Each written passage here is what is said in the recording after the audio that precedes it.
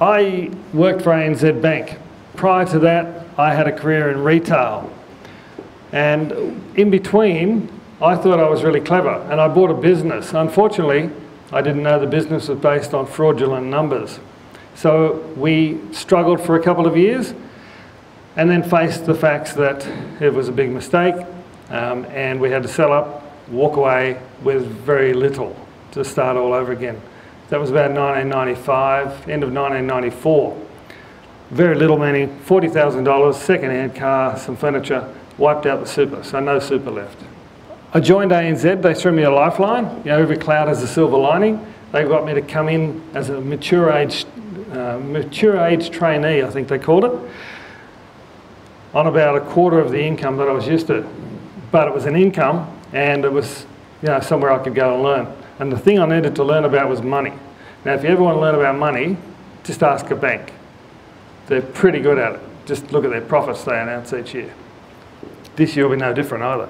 So going from being successful to being broke and having to learn was a good place to go, was the bank. One thing that happened though was that when I first went to get an investment property, the state lending manager or staff lending manager said to me that I didn't earn enough to be a real investor. I couldn't go and buy a negatively geared property because I didn't earn enough to negative gear, and I couldn't support the mortgage with my paltry income that he was responsible for. So I thought, this is pretty stupid, there's no way there. So my ego got in the way and my greed got in the way, and I took the $40,000 and went and did a joint venture because I thought I was smarter than him and I thought I was smarter than the system, and I did a joint venture with my brother-in-law who's an accountant up at Long Jetty. Does anybody know Long Jetty? Not a very good place to invest. What we didn't know at the time was that the largest methadone clinic in Australia was at Long Jetty. And the other part of the population was retirees, so you had a lot of grannies and a lot of druggies and not much in between. So this was that was a gold-plated investment. We were going to make a fortune. This is what we were told. We got out by the skin of our teeth and we made a very small profit.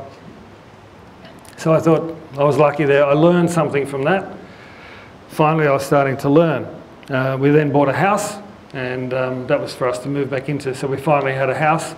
We went from having a $100,000 debt on a nice big home in Cherrybrook that I lost to an absolute shocker in West Pennant Hills and $160,000 debt.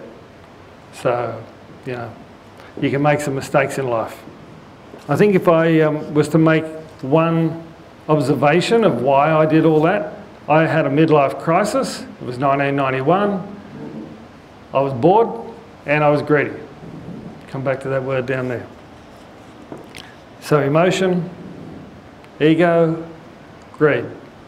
At the age of 41, just 3 years after I bought that business, I was an absolute financial failure.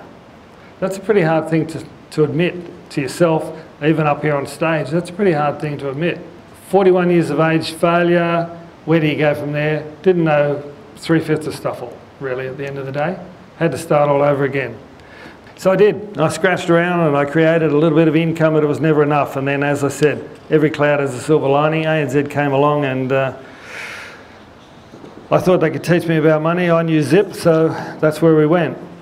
The good thing was, though, that after that state staff lending manager had caused me to be a very negative person for a little while, and I didn't like him. I could probably tell you I hated his guts because I thought he was terribly awful to me. I was smarter than that. I knew what I was going to do. Anyway, he did approve a home loan, so that was a good thing. From that home, we were able to go forward. Daryl, you saw that house way back on day one. What would you call that house? I talked about it today, Kevin. I said that it was an absolute derelict wreck of a house. Yep, that's pretty... It was an... If you didn't buy it, I would. That's exactly Daryl's words. I've written here that it was a dump, and that's an understatement. It's 112 years old, I think, now, but we still own it. It's now rented for $490 a week. It has a subdivision approval that took me 13 years to get through council, and it's worth about $1 million.